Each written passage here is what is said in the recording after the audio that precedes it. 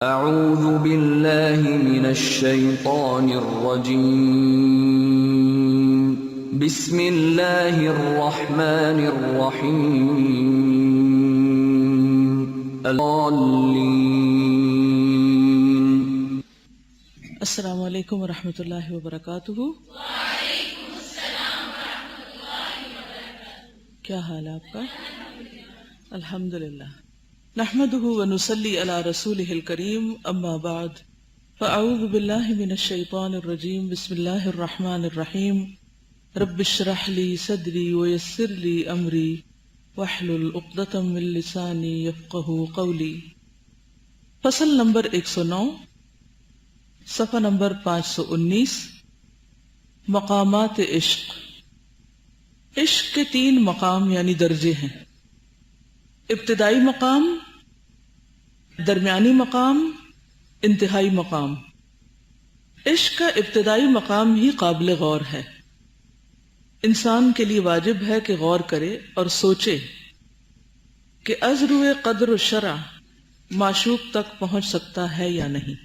از روئے یعنی اس اعتبار سے، قدر تقدیر، امکانیات، اور شرع شریعت کے مطابق شریعت اس کی اجازت دیتی ہے یا نہیں، یا یہ کہ پاسبلٹیز ہیں یا نہیں کہ جس سے وہ عشق کرتا ہے اس تک پہنچے یا اس کو پالے۔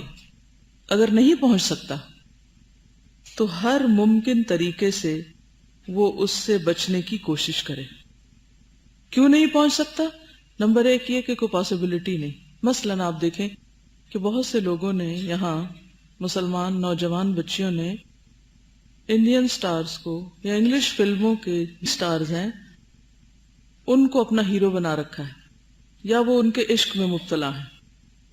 اور یہ بات میں پورے وثوق سے اس لیے کہتی ہوں کہ میرے پاس ایسے لیٹرز آتے ہیں کہ ہمیں اس مصیبت سے نکلنے کا طریقہ بتائیں، اور یہ ایک ریالٹی ہے۔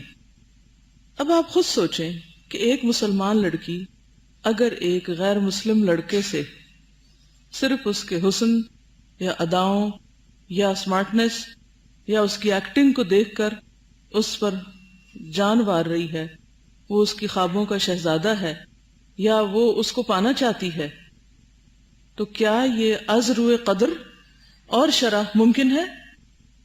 جائز ہے؟ کہاں آپ اور کہاں وہ؟ دونوں ملکوں میں جانا بھی ایک مشکل کام۔ انڈیا کا تو آپ کو ویزا ہی نہیں ملے گا، اور اگر مل بھی جائے تو اس شخص تک پہنچنا خارج از امکان۔ کسی طرح اگر پہنچ بھی جائیں تو کیا اس کو آپ پا سکتے ہیں؟ وہ آپ کا شوہر ہو سکتا ہے؟ اس سے شادی ہو سکتی؟ از روئے شریعت نہیں ہو سکتی۔ پھر کسی ایسی تصویر کو ذہن میں رکھ کے اس سے عشق کرنا اور دن رات اس کے بارے میں سوچتے رہنا اور اس کی یادوں میں کھوئے رہنا، کہاں کا انصاف ہے؟ یہی حال انگریزی فلموں اور ناولوں کا ہے کہ اس کا کوئی کردار آپ کو اتنا پسند آ گیا کہ اب وہ آپ کے دماغ پر ہوش و حواس پہ چھایا ہوا ہے اور آپ اس سے باہر نہیں آ پا رہے اور ایک عذاب میں مبتلا ہیں۔ کیونکہ آج کے دور میں انسانوں کو دیکھنا یا انسانوں کے ساتھ انٹریکشن پھر کم ہو گیا ہے۔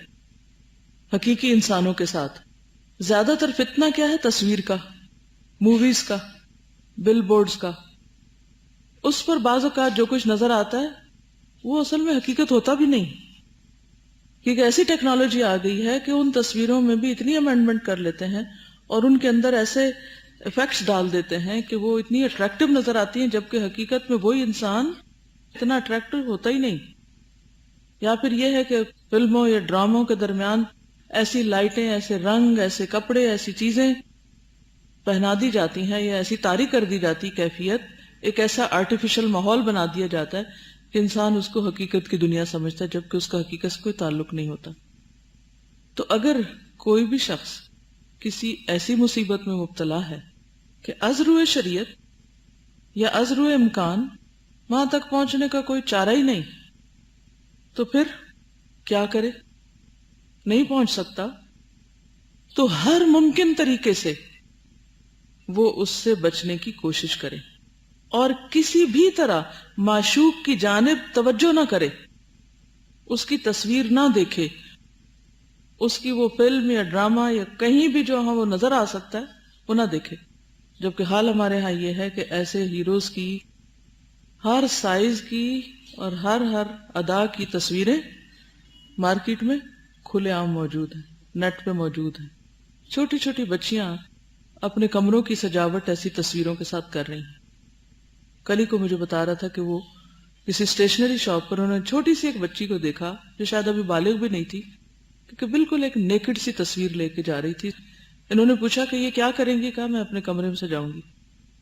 معلوم نہیں وہ کہاں کی کون سٹار تھی جس کی وہ تصویر تھی، اور پھر پیرنٹس بھی دیکھ رہے ہیں، وہ بھی کہتے ہیں معصوم بچے ہیں، کوئی فرق نہیں پڑتا، جو چاہے لگا لیں. یہ نہیں پتا کہ ان کے دماغ کو، ذہن کو، دل کو اندر سے کتنا مسخ کر رہے ہیں. یہ معصومیت انسان کو کس ہلاکت تک پہنچانے والی، کیونکہ ذہن پہ جو امیجز آتے ہیں وہ ختم نہیں ہوتے، وہ کہیں نہ کہیں انسان کی سطح ذہن پہ آ کے اس کو پریشان کرتے ہیں. اسی لیے نگاہ کی حفاظت اور ایسی چیزوں سے بچنا انتہائی ضروری ہے.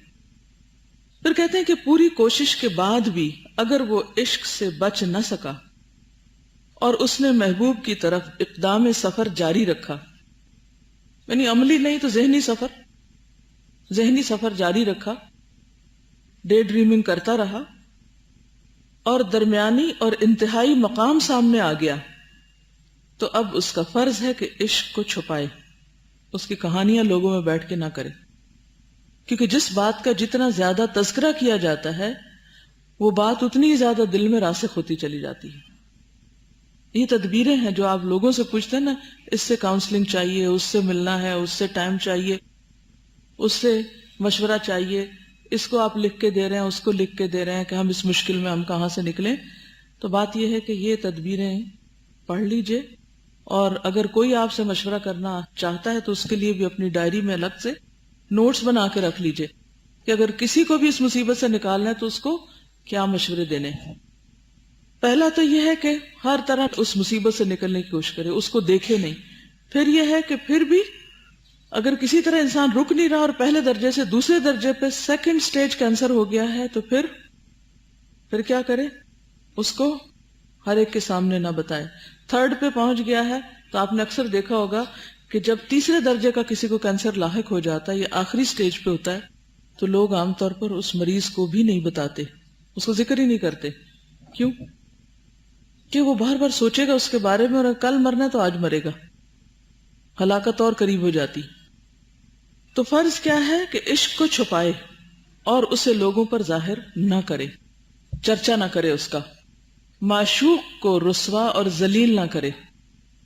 یعنی جس کے پیچھے وہ جا رہا ہے اس کا بار بار تذکرہ کر کے کہ لوگوں میں اس کو بدنام نہ کرے، جگ ہنسائی نہ ہونے دے، کیونکہ ایسا کرنے سے شرک کے ساتھ ظلم بھی شامل ہو جاتا ہے. ظلم، کیونکہ جو شخص کسی پر کوئی الزام لگاتا ہے، کسی کے پیچھے پڑ جاتا ہے، کسی پر کسی بھی طرح زیادتی کرتا ہے، اس کے خلاف کوئی جھوٹا پروپیگنڈا کرتا ہے، یا ایون اس سے محبت کے دعوے کر کر کے لوگوں میں اس کو بدنام کرتا ہے جبکہ دوسرے شخص کا کوئی قصور نہیں. مثلا کوئی مرد کسی لڑکی کی باتیں مجلس میں کرنے لگتا ہے کہ مجھے فلاں لڑکی کے ساتھ عشق ہے، چاہے وہ اس کی کوئی کزن ہے یا رشتہ دار ہے یا جان پہچان کی ہے. اب وہ بچی تو بدنام ہو رہی ہے نا. اسی طرح اگر کوئی بھی کسی بھی طرح کسی کے بارے میں ناروا غلط بات کہتا ہے تو وہ کیا ہے؟ دراصل ظلم ہے اس کے ساتھ. مثلا آپ کسی کو کسی کے ساتھ کھڑے بات کرتے دیکھ رہے ہیں، یا کوئی بچی موبائل پہ ایک طرف ہو کے بات کر رہی ہے، ہو سکتا ہے اس کی ماں ہی اسے ڈانٹ رہی ہو اور وہ سب کے سامنے اپنا چہرہ نہ دکھانا چاہتی ہو، تو ایسے میں دیکھ کے یہ کہہ دیا جائے کہ یہ ضرور کسی لڑکے سے بات کر رہی ہے اس لیے یہ کونے میں کھڑی ہے.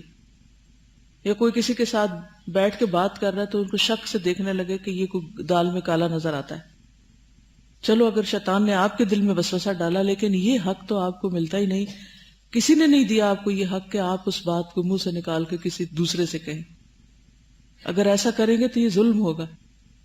اور اس سے آگے یہ کہ آپ لکھ کر کسی تیسرے کو پہنچانا شروع کر دیں، یہ ساری چیزیں ظلم میں شامل ہوتی ہیں. جب تک کسی چیز کے بارے میں 100% یقین نہ ہو زبان سے نہ نکالے، اور 100% بھی ہو تب بھی کیا کرنا چاہیے؟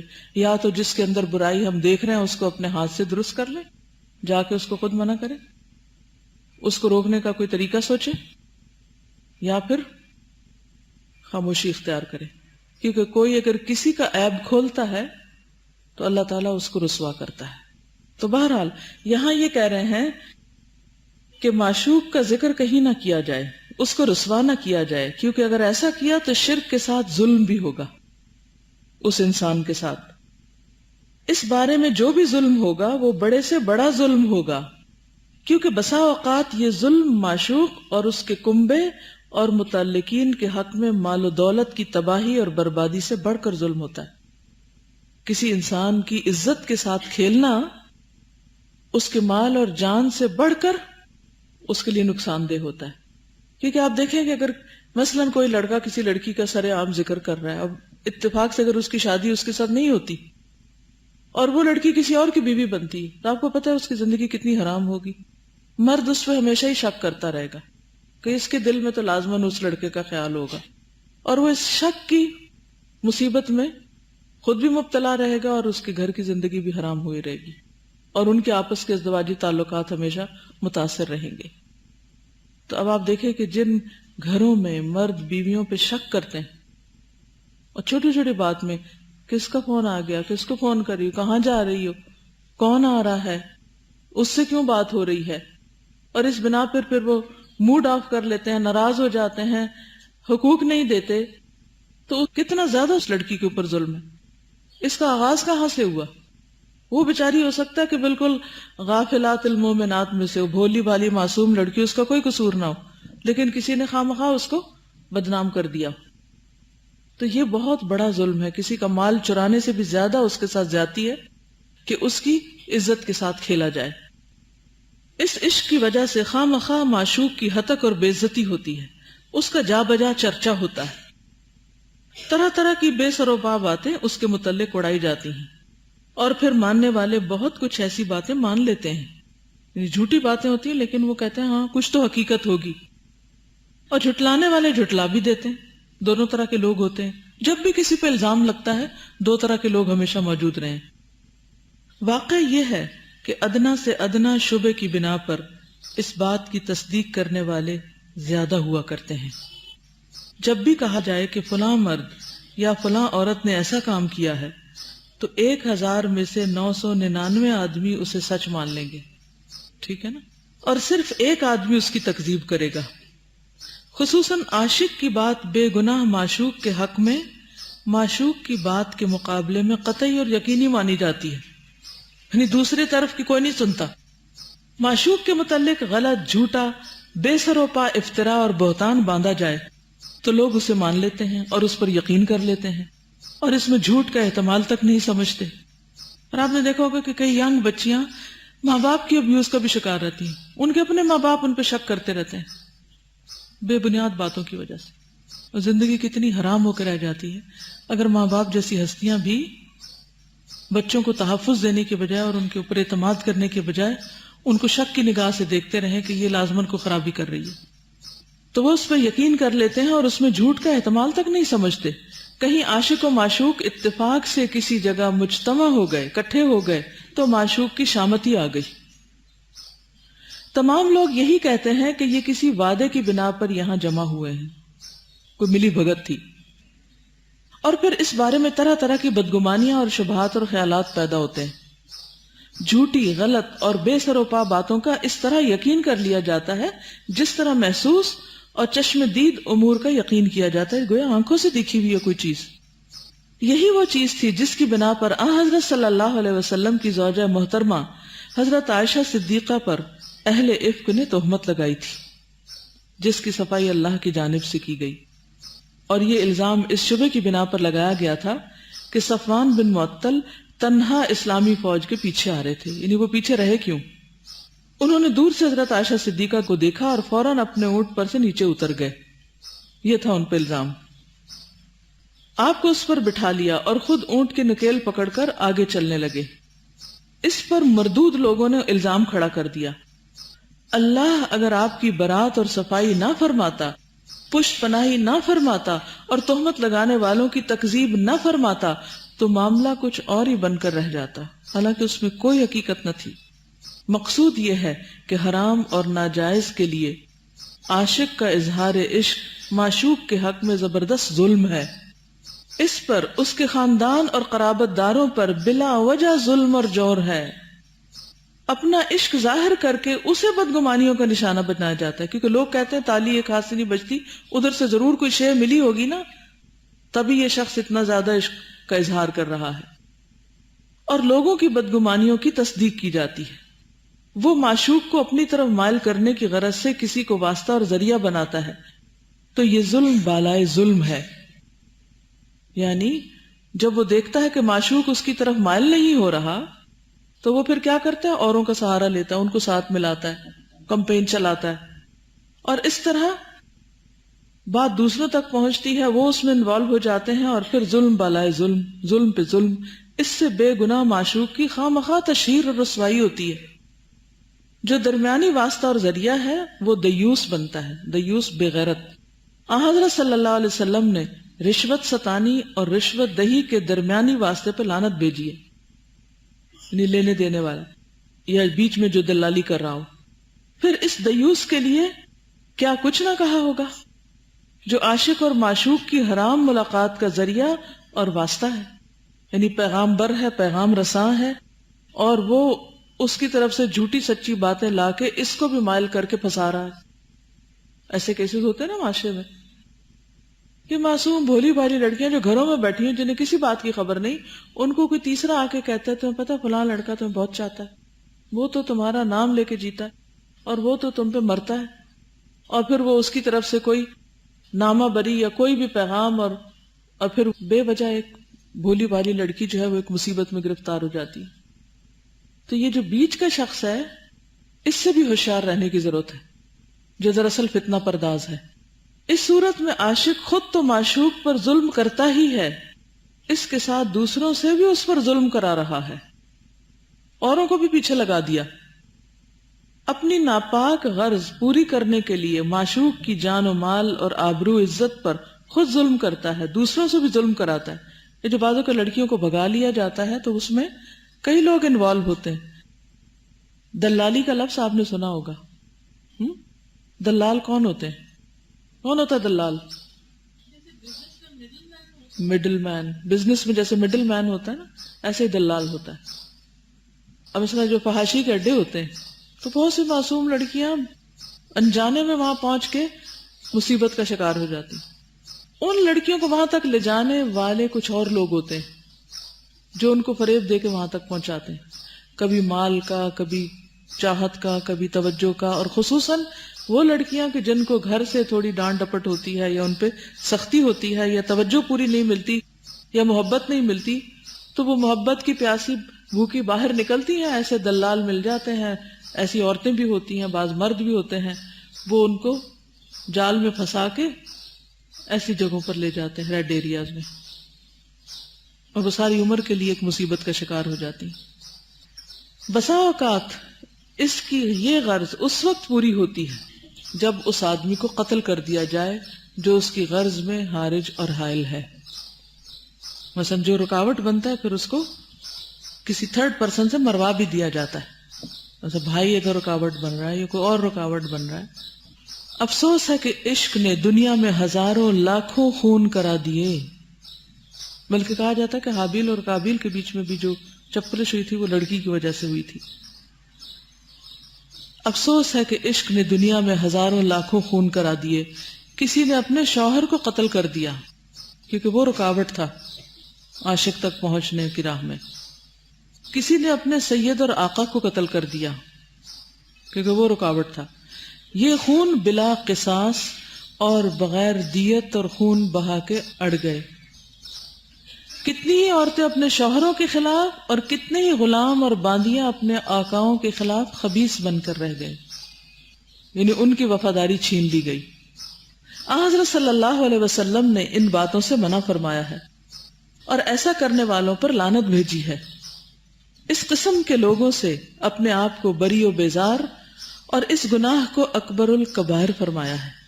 اس امر کی یعنی اس کام کی ممانعت فرما دی ہے کہ اپنے بھائی کے پیغام پر دوسرا پیغام نہ بھیجے. یعنی اگر کسی ایک نے رشتہ بھیجا ہوا ہے تو دوسرا نہ بھیجے. ایک بھائی جب کسی چیز کا نرخ اور بھاؤ ٹھہرا رہا ہو تو اس پر گر کر نرخ بھاؤ اور قیمت نہ بڑھائے. کوئی چیز کو خرید رہا ہے، اسے پتا چلا کہ اچھا فلاں خرید رہا تو کہ چلو ہم اتنی قیمت دیتے ہیں، اور پہلے کا سودا خراب کر دیا. اگر پتا نہ ہو تو اور بات ہے، لیکن اگر پتا چل جائے تو پھر یہ غلط ہے. ایک بھائی جب کسی چیز کا نرخ اور بھاؤ ٹھہرا رہا ہو تو اس پر گر کر نرخ بھاؤ اور قیمت نہ بڑھائے. بتائیے اس آدمی کا کیا حال ہوگا جو کسی عورت کو اس کے شوہر کے خلاف اور باندی کو سید و آقا کے خلاف ورغلائے. اگر کوئی مرد کسی لڑکی کو اس طرح پھانس رہا ہے کہ اسے اس کے شوہر کے خلاف کر کے اس سے طلاق دلوا کے خود شادی کرنا چاہتا ہے تو اس سے گری ہوئی حرکت کچھ اور نہ ہوگی. آپ کو معلوم ہے کہ بنی اسرائیل کے زوال کے دور میں یہ برائی ان میں آ گئی تھی، اور اس کے لیے وہ جادو کا سہارا لیتے تھے جس کا ذکر قرآن پاک میں آیا ہے. وَمَا كَفَرَ سُلَيْمَانُ وَلَكِنَّ الشَّيَاطِينَ كَفَرُوا يُعَلِّمُونَ النَّاسَ السِّحْرَ وَمَا أُنزِلَ عَلَى الْمَلَكَيْنِ بِبَابِلَ هَارُوتَ وَمَارُوتَ وَمَا يُعَلِّمَانِ مِنْ أَحَدٍ حَتَّى يَقُولَا إِنَّمَا نَحْنُ فِتْنَةٌ فَلَا تَكْفُرْ فَيَتَعَلَّمُونَ مِنْهُمَا مَا يُفَرِّقُونَ بِهِ بَيْنَ الْمَرْءِ وَزَوْجِهِ. وہ کیا سیکھتے تھے؟ جس سے شوہر بیوی کے درمیان جدائی ڈالی جائے. وَمَا هُمْ بِضَارِّينَ بِهِ مِنْ أَحَدٍ إِلَّا بِإِذْنِ اللَّهِ وَيَتَعَلَّمُونَ مَا يَضُرُّهُمْ وَلَا يَنْفَعُهُمْ وَلَقَدْ عَلِمُوا انہیں پتہ بھی تھا، جانتے بھی تھے، لَمَنِ اشْتَرَاهُ مَا لَهُ فِي الْآخِرَةِ مِنْ خَلَاقٍ انہیں پتہ تھا آخرت برباد ہو جائے گی ایسا کرنے سے، اس کے باوجود باز نہ آتے. وَلَبِئْسَ مَا شَرَوْا بِهِ أَنفُسَهُمْ لَوْ كَانُوا يَعْلَمُونَ. صورتوں کے عاشق. اس سے آپ کو اندازہ ہو رہا ہوگا کہ اسلام کیوں کہتا ہے کہ عورت اپنی حفاظت خود کرے. حجاب کا حکم کیوں ہے؟ تاکہ وہ کسی کی نظر کا نشانہ ہی نہ بنے، کسی کو فتنے میں مبتلا ہی نہ کرے کہ کوئی اور اس پہ مر مٹے اور اس وجہ سے اس کا گھر خراب ہو. صورتوں کے عاشق اور حسن پرست لوگ اور ان کے معاون و مددگار جو اس جرم کو جرم نہیں سمجھتے وہ دیوس ہیں، بغیرت ہیں. کیونکہ معشوقہ کے وصل سے عاشق اس کے شوہر کا، یعنی جس سے وہ محبت کرتے ہیں، اگر کوئی کسی شادی شدہ عورت سے کوئی مرد محبت کرتا ہے اور وہ اسے پانے کی کوشش میں ہے تو کس کا نقصان ہے؟ اس کے شوہر کا، اور باندی کے آقا کا شریک بن جاتا ہے. اسی لیے زانیہ کو، مشرکہ کو اور زانن اور مشرک کو ایک جیسا کہا گیا. یہ دیوسی ہے اور دوسرے پر ظلم اور زیادتی ہے. یہ ایسا جرم ہے جو زنا سے کسی حال میں کم نہیں، زنا سے بڑھا ہوا نہیں تو اس سے کم بھی نہیں. یہ حق کے غیر ہے جو زنا سے توبہ کرنے پر بھی معاف نہیں ہو سکتا. وہ کیوں؟ بندوں کا حق تو بندے ہی معاف کریں گے تو معاف ہوگا. تو اس لیے کسی کو ستانا اور کسی کی عزت لوٹنا کوئی معمولی کھیل نہیں ہے، بہت ہی احتیاط کی ضرورت ہے. توبہ سے اللہ کا حق ساقط ہو سکتا ہے، بندے کا حق ساقط نہیں ہو سکتا. بندے کا حق اور بندے کا مطالبہ قیامت تک باقی رہے گا. بیٹے کو اس کے باپ کے خلاف ورغلایا جائے جو دنیا میں سب سے زیادہ اسے عزیز ہے، اس کے جگر کا ٹکڑا ہے، تو یہ باپ پر انتہائی ظلم ہے. اور آپ کو پتہ ہے بعض مائیں یہ ظلم کر رہی ہوتی ہیں کہ بچوں کو باپ کے خلاف ورغلا رہی ہوتی ہیں، یا باپ بچوں کو ماں کے خلاف کر رہے ہوتے ہیں. حالانکہ اللہ نے بچے کے اوپر ماں اور باپ دونوں کا حق رکھا ہے، وہ دونوں کا ادب کرے. وہ دونوں آپس میں لڑتے ہیں، وہ ایک دوسرے پہ ظلم کرتے تو وہ ان کا معاملہ ہے. بچے اس بنا پر ایک دوسرے کی سائیڈ لے کر دوسرے کو برا بھلا نہیں کہہ سکتے یا ان کے ساتھ بدتمیزی اور بد اخلاقی نہیں برت سکتے. تو باپ کے دل میں بھی بہت زیادہ محبت ہوتی ہے اپنی اولاد کی.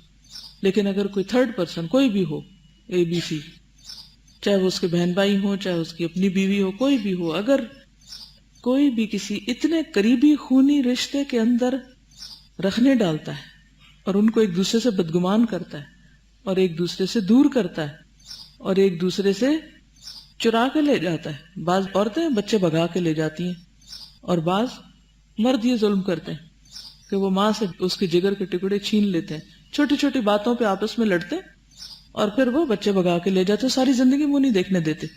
اس طرح کے بھی کئی ظلم ہوتے ہیں جو اگرچہ سے ذرا ہٹ کے معاملہ ہے لیکن یہ بھی ظلم ہے. ٹھیک ہے آپ کی کسی کے ساتھ نہیں بن رہی، لیکن جو بچہ ہے وہ تو دونوں کا ہے، اور دونوں کا حق ہے کہ وہ اپنے بچے کو دیکھیں اور اپنی آنکھیں ٹھنڈی کریں. تو اس طرح کے سارے ظلم سے اچھی طرح آگاہی ہونی چاہیے تاکہ انسان اس سے بچ سکے. اسی طرح بعض اوقات شادی کے بعد شوہر بیوی کو ماں باپ سے دور کر دیتے ہیں یا ماں باپ کے خلاف باتیں اس کو سجاتے ہیں. تمہارے ماں باپ تو ایسے ہیں اور وہ ایسے ہیں اور وہ ایسے ہیں، اور وہ معصوم بھولی بھالی بچی اپنے ہی ماں باپ کو مجرم سمجھ کر ان سے دور ہو جاتی. اسی طرح بعض عورتیں بھی شوہر کو کیا کرتی ہیں، ماں باپ سے بدگمان کر دیتی. کئی مردوں کی حالت زار ہوتی، وہ بیوی کے پاس بیٹھتے ہیں تو وہ اس کا دماغ خراب کرتی، ماں کے پاس بیٹھتے ہیں تو وہ دماغ خراب کرتی. وہ دونوں طرف سے سینڈوچ بن جاتے ہیں. ماں کے پاس بیٹھتے ہی انہیں بیوی کے خلاف باتیں سننی پڑتی ہیں، اور بیوی کے پاس بیٹھتے ہی ماں کے خلاف غیبت سننی پڑتی. کتنا قابل رحم ہے ایسا شخص، اور یہ ظلم عورتیں ڈھا رہی ہوتی ہیں دونوں طرف سے. تو ان رشتوں کو کاٹنا، اب آپ دیکھیں شوہر اور بیوی کے درمیان رکھنا ڈالنا، چاہے ماں ہی ڈلوا رہی ہو، یہ بھی ظلم ہے بے صبری کی وجہ سے. اور اسی طرح ماں اور بیٹے کے درمیان تعلقات ختم کرانا، چاہے وہ بیوی کرا رہی ہے، یہ بھی ظلم ہے. تو جو یہ ظلم ڈھائے گا وہ قیامت کے دن بدلہ پائے گا. اس لیے چھوٹی چھوٹی باتوں پر آپے سے باہر ہو کر ان رشتوں کے بارے میں ناروا باتیں کرنا اور بے صبری کا مظاہرہ کرنا، یہ دنیا میں بھی رحمتوں اور برکتوں کو چھین لیتا ہے اور آخرت کے اعتبار سے بھی بہت ہی نقصان دہ ہے. اپنی محبوبہ کو اس کے شوہر کے خلاف ورغلایا جائے. مثلا کوئی لڑکی کسی آفس میں کام کرتی ہے، شادی شدہ، بچہ بھی ہے اس کا، اسی آفس میں ایک اور لڑکا ہے، اسے وہ لڑکی پسند آ جاتی جو آلریڈی میرڈ ہے، بچوں والی. اب وہ آہستہ آہستہ آہستہ اس کو ایسی باتیں کرتا ہے کہ جس سے وہ اپنے شوہر سے بدظن ہو جاتی، اور وہ اس کو اپنے شوہر سے کمپیئر کرنے لگتی کہ میرا شوہر تو میری طرف کوئی توجہ ہی نہیں دیتا، اور یہ شخص ایسا ہے کہ جو واقعی آئیڈیل ہے میرا، جو مجھے ملنے سے رہ گیا. حالانکہ وہ ہوتا صرف ایک دھوکہ ہے، کیونکہ وہاں کوئی ذمہ داریاں نہیں، فرائض نہیں. اس نے کسی بجلی کا بل پے نہیں کرنا کہ اس کی جان پہ بنی ہوئی ہو کہ اس نے ایکسٹرا آور لگانے ہیں، کام کرنا ہے تاکہ گھر کا چولہا جلتا رہے. یہاں تو صرف باتیں ہیں، نہ تو صرف خوشنما باغ دکھائے جا رہے ہیں. اور دوسری طرف ایک ذمہ دار شوہر ہے جس نے ماں باپ کا بھی بوجھ بعض اوقات اٹھایا ہوا، اور بیوی کا بھی اور بچوں کا بھی اٹھایا ہوا ہے، اور ڈبل شفٹ کام کر رہا ہے. تو ایسی عورتیں اگر صبر کا مظاہرہ نہیں کرتی اور کسی بھی بہکانے والے کے بہکاوے میں آ کر اپنا گھر برباد کر لیتی تو اس سے بڑا جرم کیا ہوگا. یہ اس نسل پر بھی زیادتی ہے اور اس مرد پر بھی جو آپ کی خاطر دن رات کمائی کر رہا ہے اور محنت کر رہا ہے. تو اپنی محبوبہ کو اس کے شوہر کے خلاف ورغلایا جائے اور شوہر کے بستر پر جرم کا ارتکاب کیا جائے، یہ انتہائی ظلم ہے. ایسا ظلم ہے کہ اس کا مال و متاع اور زندگی کا سارا اثاثہ اس سے چھین لیا جائے تو ایسا ظلم نہ ہوگا.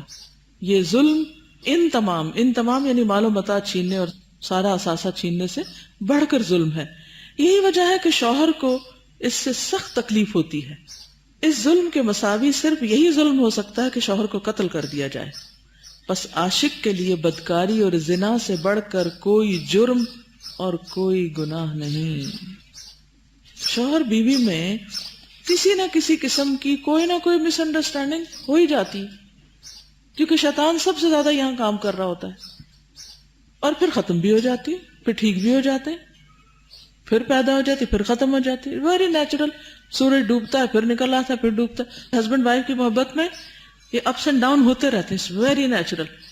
کوئی بھی جوڑا اس سے خالی نہیں. کسی سے بھی بات کر لو، ہر جگہ یہ ہوگا. وہ فطرت الوحی بالکل ایک نیچرل چیز تھی.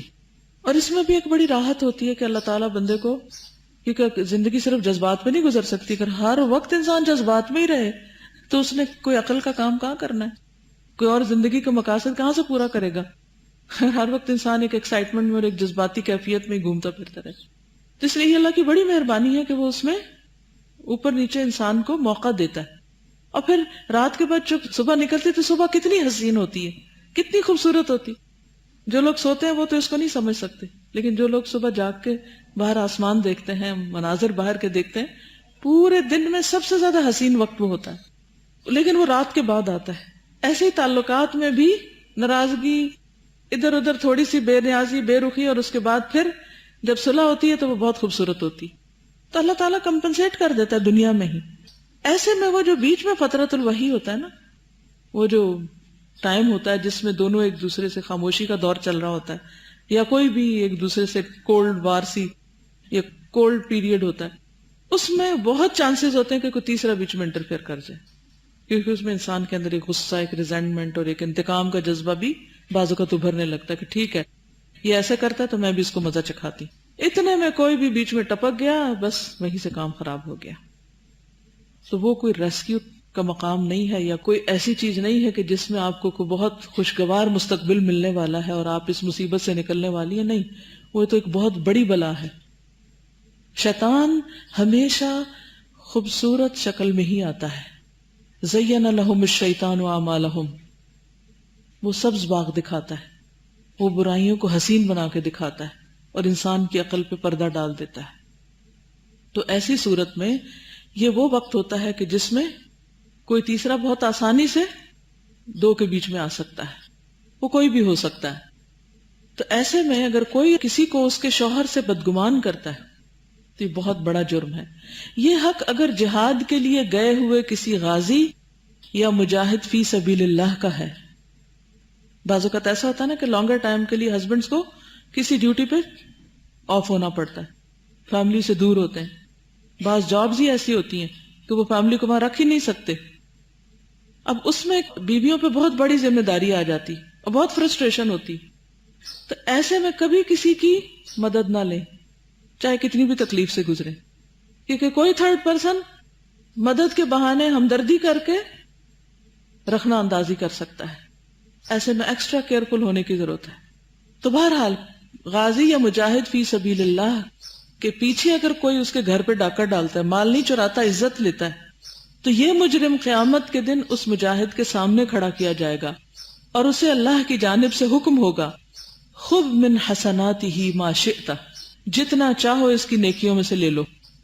اس جملے کے بعد حضرت صلی اللہ علیہ وسلم نے ارشاد فرمایا، فما ظنکم، اب تمہارا کیا خیال ہے، کیا خیال کر سکتے ہو، یعنی اب تم سمجھ سکتے ہو کہ اس کے پاس اس کی کیا نیکیاں باقی رہ جائیں گی، وہ کیا چھوڑے گا؟ جسے یہ اختیار دے دیا جائے کہ یہاں سے جو جی چاہے لے لو، وہ کہے گا ساری نیکیاں مجھے مل جائیں اس کی، تو اس چور کے پاس کیا بچا جس نے مجاہد فی سبیل اللہ کے پیچھے اس کے گھر پہ اس کی بیوی کی عزت و عصمت پہ ڈاکہ ڈالا؟ کچھ بھی نہیں بچے گا، چاہے کتنا ہی بڑا عابد و زاہد و پارسا کیوں نہ ہو۔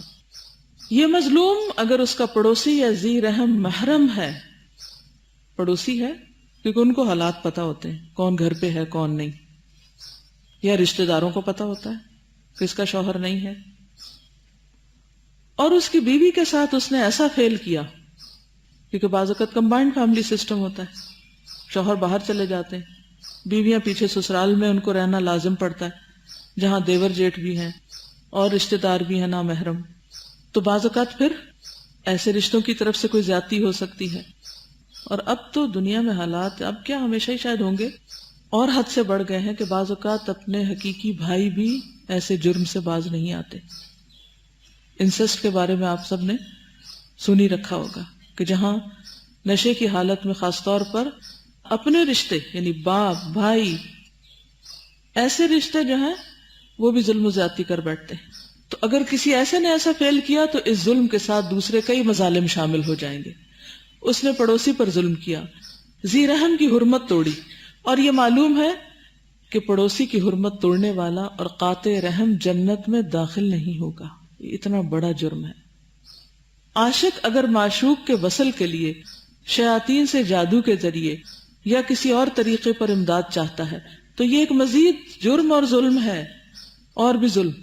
یہ ظلم اسے شرک کی طرف کھینچ لے جائے گا۔ جادو بجائے خود کفر ہے، اور اگر یہ کام خود اس نے نہیں کیا، اس کے لیے کسی دوسرے نے کیا ہے، تو یہ بات یقینی ہے کہ یہ اس کفر پر راضی ہے، کیونکہ اسی مقصد کے لیے کیا گیا ہے، اور یہ بلا جبر و اکراہ اس پر راضی اور رضامند ہے، اور ایسا کرنا بھی قریب بکفر ہے۔ مقصد یہ ہے کہ اس بارے میں عاشق کے ساتھ کسی قسم کا تعاون اور امداد کی جائے تو وہ اسم اور عدوان، ظلم و جور اور جرم و گناہ میں تعاون اور اس کی امداد ہے. یعنی اگر کوئی کسی کا صرف میسج اٹھا کے بھی لے جاتا ہے نا دوسرے تک، تو وہ بھی ظلم میں شامل ہو رہا ہے، وہ بھی ویسا ہی شریک ہے. تو بعض اوقات ایسے غلط کام میں فرینڈز جو ہوتی ہیں، دوست جو ہوتی ہیں، وہ بڑی مددگار ہوتی. مثلا ایک لڑکی کو ماں باپ کی طرف سے سخت پابندی، وہ نہ نکل سکتی ہے، نہ کوئی آ سکتا ہے، نہ جا سکتا ہے. اب یہاں رکھنا اندازی کیسے ہوتی؟ ایسی ہی دوستوں کے ذریعے. اب ایسی دوستیں جو کسی حرام تعلق کو قائم رکھنے میں، آگے بڑھانے میں مدد دے رہی ہیں، وہ بھی ظلم کا ساتھ دے رہی ہیں، وہ بھی جرم میں شریک ہے. عاشق کی غرض اور مطلب کے حصول کے لیے ظلم متعدی ہوتا ہے، کنٹیجیس ہوتا ہے. اس سے جو ضرر اور نقصان ہوتا ہے بالکل واضح اور ظاہر ہے. جب عاشق اپنے مقصد میں کامیاب ہو جائے اور معشوق اس کا ہو رہے، تو اس کے بعد معشوق کے مطالبات کا سلسلہ شروع ہو جاتا ہے. یعنی عاشق نے معشوق کو اپنا بنا لیا، رام کر لیا. وہ بیچ میں سے جو اب تھے سارے، انہوں نے اس منزل تک پہنچا دیا اس کو. پہلے تو وہ لڑکی ہاتھ نہیں آ رہی تھی، اب وہ بھی مائل ہو گئی، رام ہو گئی. ٹھیک، اب مزید کیا ہو رہا ہے؟ اب کیا ہے؟ اس لڑکی کے مطالبے شروع ہو گئے. اب عاشق کے لیے ضروری ہو جاتا ہے کہ معشوق کے مطالبات پورے کرے. دونوں عاشق اور معشوق ایک دوسرے کے معین و مددگار بن جاتے ہیں. دونوں ایک دوسرے کی اعانت کی خاطر ظلم و عدوان پر اتر آتے ہیں. معشوقہ اپنے عاشق کے اہل و عیال اور قرابت داروں پر، اگر باندھی ہے تو اپنے سید و آقا پر، اور اس کی بیوی پر ظلم و زیادتی کرنے میں اس کی شریک ہوتی. مثلا اگر کوئی شادی شدہ عورت ہے، بچے ہیں، اس کے گھر ہے، میاں بیوی اچھے بھلے رہ رہے ہیں، اتنے میں کوئی تیسری لڑکی بیچ میں آ جاتی اور کسی عورت کے شوہر کے اوپر دام ڈالنے لگتی ہے یا ڈورے ڈالنے لگتی اور اس کو اپنی طرف مائل کر ہی لیتی. اب اس کو کہتی کہ میں تم سے شادی کروں، وہ بھی تیار ہو گیا شادی کرنے کو. لیکن یہ لڑکی شرط یہ عائد کرتی ہے کہ میں شادی جب کروں گی جب تم پہلی بیوی کو طلاق دو گے، اس کا گھر اجاڑو گے. اب چونکہ اس عاشق کو اس معشوقہ کی بات ماننی ہے، لہذا وہ بلا وجہ کیا کرتا ہے؟ پہلی بیوی کو طلاق دے دیتا ہے.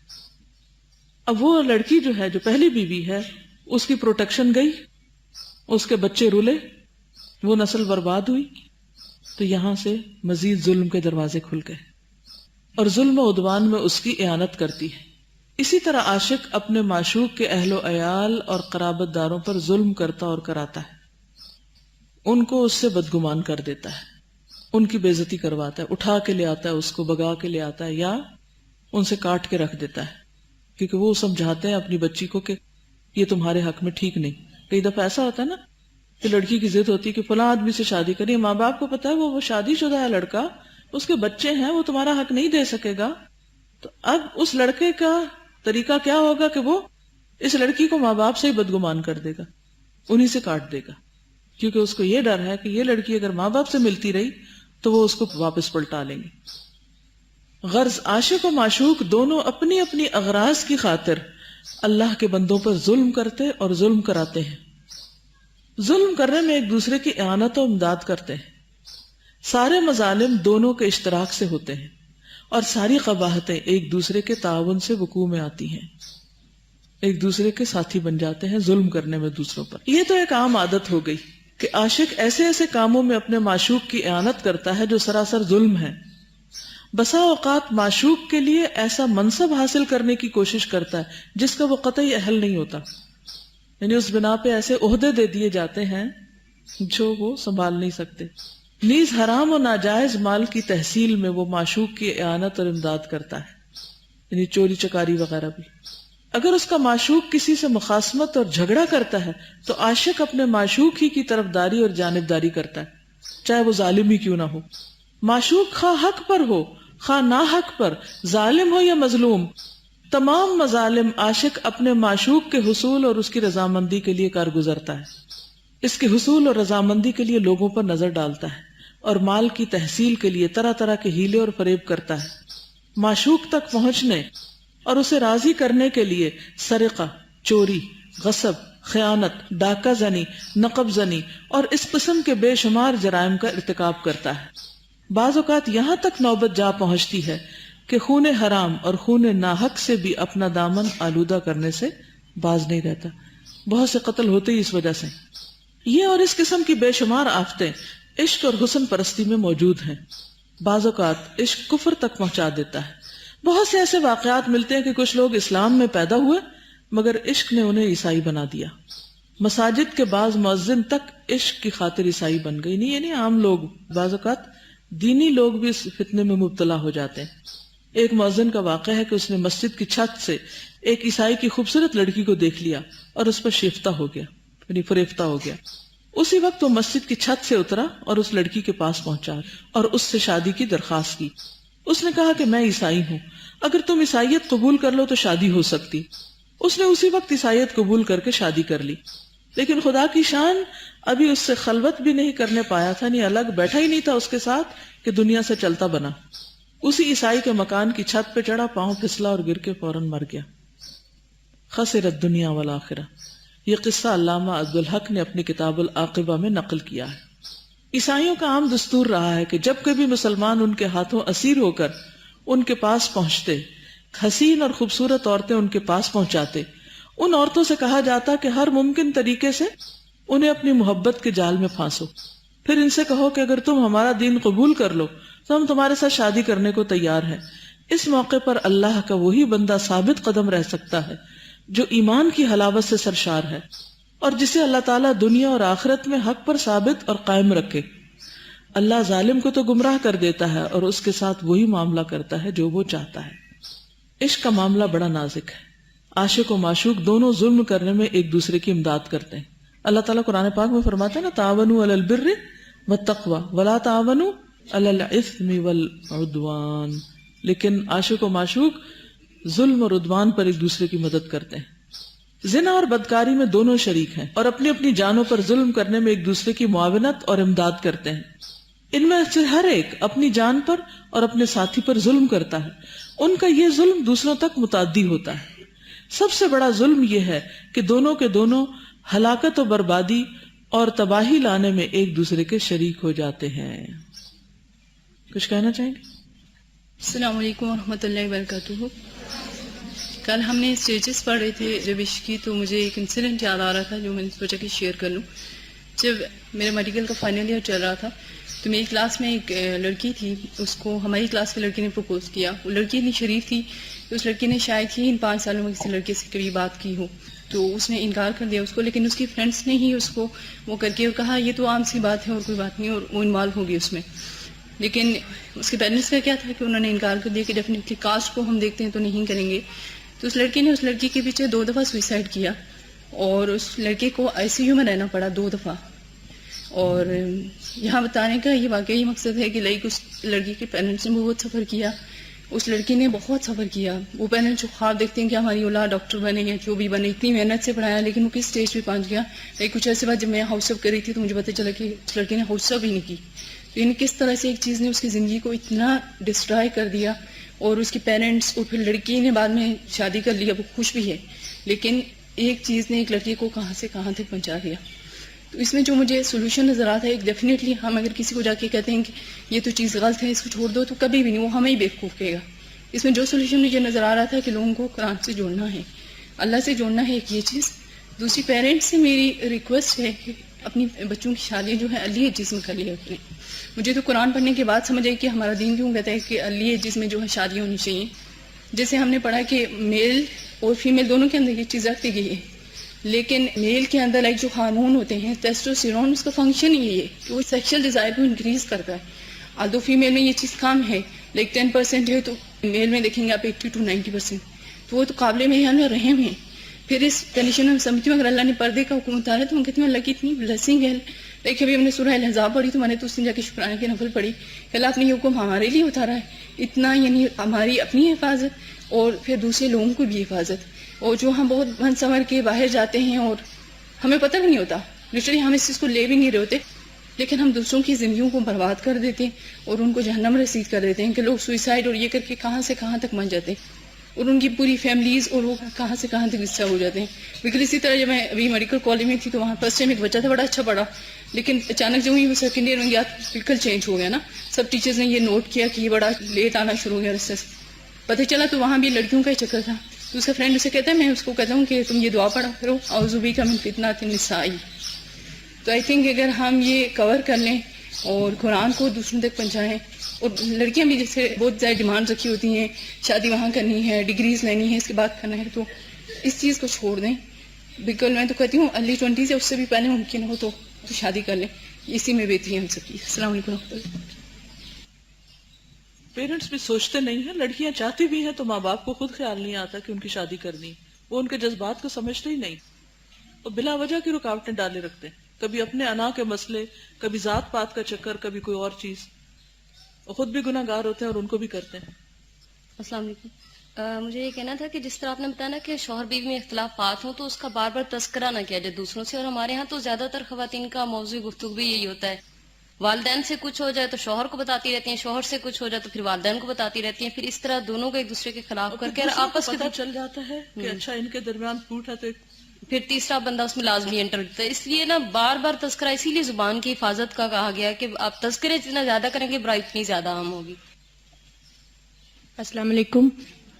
میرے پاس ایک چھوٹا سا واقعہ ہے. جس طرح ڈاکٹر صاحبہ نے ابھی ذکر کیا تھا کہ بھائی بہن بھی آپس میں اس طرح کے ریپ کیسز ہو رہے ہیں، میں آئی وٹنس ہوں تقریباً اس واقعے کی کہ ایک کام والی میری فرینڈ کے گھر آئی تھی. شی واز 13 ایئرز اولڈ اور she was pregnant of 8th month. اور جب اس کو پوچھا گیا، سختی کی، نرمی کی، تو پتہ چلا کہ اس کا باپ اس کا ریپ کرتا رہا ہے. جیسے ہی وہ لڑکی بالغ ہوئی اس کے باپ نے یہ کیا، اور اس کو سپورٹ کرنے والی کون تھی؟ اس کی اپنی بیوی. ماں کو پتہ چل چکا تھا کہ باپ یہ عمل کر رہا ہے، اس کے باوجود وہ اپنا گھر بچانے کے لیے، اپنی زندگی بچانے کے لیے اپنی بیٹی کو اس نے چارہ بنا دیا تھا اور وہ مالکان کے اوپر اس کا ڈالنا شروع کر دیا تھا. تو یہ بہت ضروری ہے کہ جس طرح اسلام نے ہمیں ایک حکم یہ بھی دیا ہے کہ اپنی زیب و زینت جو ہے وہ اپنے محرموں کے سامنے بھی ایک حد تک ہی نمایاں کریں. بھائی ہو گئے، چچا ہو گئے، باپ ہو گئے، جو بھی مرد ہے نا اس کے سامنے بالکل، کیونکہ وہ شیطان ہے، وسوسہ ڈالے گا. اور آج کل بیٹیاں بھی میں دیکھتی ہوں کہ جب بڑی ہوتی ہیں، تیار شیار ہوتی ہیں، تو باپ ایک نیچرلی ایک چیز ہے کہ ہم لوگ بھی اسی طرح کرتے تھے کہ والد صاحب کو سب سے پہلے دکھاتے تھے، لیکن وہ بھی ایک لمٹ میں رکھیں. بھائی ہیں تو بھائیوں کے سامنے اپنا آپ کور رکھیں، کیونکہ آپ کے سامنے آپ کے بھائی بہت شریف ہیں، باہر پتہ نہیں وہ کیا ہیں. کیونکہ میرے اپنے 4 بھائی ہیں، میں اس لیے کہہ رہی ہوں. شکریہ جی. اصل بات جو سمجھ آتی وہ یہی کہ اللہ سبحانہ وتعالیٰ نے جو رہنمائی دی ہے یہ رحمت ہے، شفا ہے، اور ہمارے ہی فائدے کے لیے ہے. کیونکہ اللہ ہم سے محبت کرتا ہے، اس نے ہمیں بنایا ہے، اس کو پتہ ہے ہماری ضرورت کیا ہے، ہمارے لیے کیا اچھا اور کیا برا. لہٰذا اگر ہماری عقل میں نہ بھی آئے تو صرف اس لیے لے لیں کہ یہ انتہائی مہربان رب کی طرف سے میرے لیے ہے اور اسی میں میرا فائدہ ہے اور مجھے وہی کرنا ہے جو وہ چاہتا ہے. پھر یہ لکھتے ہیں عشق میں ہمہ قسم کی خرابیاں اور مظالم موجود ہیں. کہیں معشوق خدا ناترس ہے تو اپنے عاشق کو بھی موت کے گھاٹ اتار دیتا ہے. معشوقان عشوگر یعنی ادائیں کرنے والے، معشوقان عشوگر کا تو یہ ایک عام دستور ہے، یعنی وہ اپنی اداؤں سے دوسروں کو اپنی طرف لبھاتے ہیں، جیسے میک اپ کر کے اور بہت خوبصورت اور اٹریکٹیو بن کے ادائیں کر کے دوسرے مردوں کا دل لبھانا، کہ عشاق کو طرح طرح کے لالچ میں ڈال دیتے ہیں. یعنی آنکھوں سے اشارے، ایسی معنی خیز مسکراہٹیں اور ایسی حرکتیں کہ جس سے دوسرا کسی غلط فہمی میں مبتلا ہو جائے. ہر گھڑی مختلف طریقوں سے اپنے آپ کو مزین اور آراستہ کر کے، یعنی بیوٹیفائی کر کے اپنے آپ کو عاشق کو اپنی طرف متوجہ اور مائل کرتے ہیں، یعنی ان کی توجہ حاصل کرنے کی کوشش کرتے ہیں. ہر امکانی طریقے سے اس پر ڈورے ڈالتے اور اسے شیفتہ بناتے ہیں تاکہ عاشق سے زیادہ مال و زر کھینچیں. یعنی بعض اوقات یہ صرف اس کے عہدے یا اس کے مال سے فائدہ اٹھانے کے ہیلے ہوتے ہیں اور کچھ بھی نہیں، صرف فلرٹنگ ہے، کوئی بھی اس میں سنجیدگی نہیں، کچھ بھی نہیں، دوسرے کو صرف بے وقوف بنایا جاتا ہے. بسا اوقات وہ اس وقت تک عاشق کو اپنے اوپر قابو نہیں پانے دیتے جب تک اپنی تمام اغراض پوری نہ کر لیں. وہ ایک کے بعد ایک مطالبہ لاتے ہیں، اگر تم اتنے ہی سچے ہو تو پھر پہلے میرا یہ کام کرو، پھر یہ. اور اب تو بہت سے ایسے کام نکلوانے کے لیے عورتیں اپنے آپ کو پیش کرتی ہیں. ایسا اس لیے کرتے ہیں کہ عاشق اپنی حاجت براری کر کے کہیں ان سے بے پرواہ نہ ہو جائے، یعنی ساری اغراض، مفاد، مقصد پورا کر کے پھر اس کے بعد اس کی کوئی بات مانی جائے، ورنہ ایسا نہ ہو کہ پہلے ہی مان لی جائے تو پھر تو وہ ہاتھ ہی نہیں آئے گا. اس طرح معشوق اپنے عاشق پر ظلم کرتا ہے، اس سے غلط کام کرواتا ہے، بعض اوقات ایسا بھی ہوتا ہے کہ عاشق کو قتل کر دیتا ہے تاکہ ہمیشہ کے لیے اس سے نجات پالے، خصوصاً اس وقت جب معشوق کسی اور سے ملنے لگتا ہے۔ ایک اور بلا کہ ایک وقت میں کئی لوگوں کو پھانس رکھا ہے۔ دنیا کے عاشق و معشوق بہتوں کو قتل کر چکے، بہتوں کو نعمتوں اور عیش و آرام سے محروم کر چکے، بہت سے دولت مند گھرانے ان کے ہاتھوں تاراج اور برباد ہو گئے، بہت سے ارباب مدارج منصبوں سے گرا دیے گئے، بہت سے خاندان اور گھرانے ویران کر دیے گئے، اور ان کے اہل و عیال بیٹے بیٹیاں تباہ حال کر دی گئیں۔ اگر ایک عورت اپنے شوہر کی طرف دیکھتی ہے کہ وہ کسی اور پر عاشق ہو گیا ہے تو وہ بھی اپنے لیے ایک معشوق کھڑا کر لیتی ہے، جس سے شوہر پر یہ مصیبت ٹوٹ پڑتی ہے کہ اسے طلاق دے کر گھر کو ویران کر لے، یا اسے گھر میں رہنے دے، اسے اس کی حالت پر چھوڑ دے اور خود شب و روز کڑتا رہے۔ اس صورت میں بعض آدمی پہلی صورت اختیار کر لیتے ہیں اور بعض دوسری صورت، وہ گھر تو برباد ہو کے ہی رہتا ہے۔ عورت جب گھر سے نکلتی ہے نا تو شیطان ساتھ نکلتا ہے اور وہ اس کو خوبصورت بنا کے مردوں کو دکھاتا ہے۔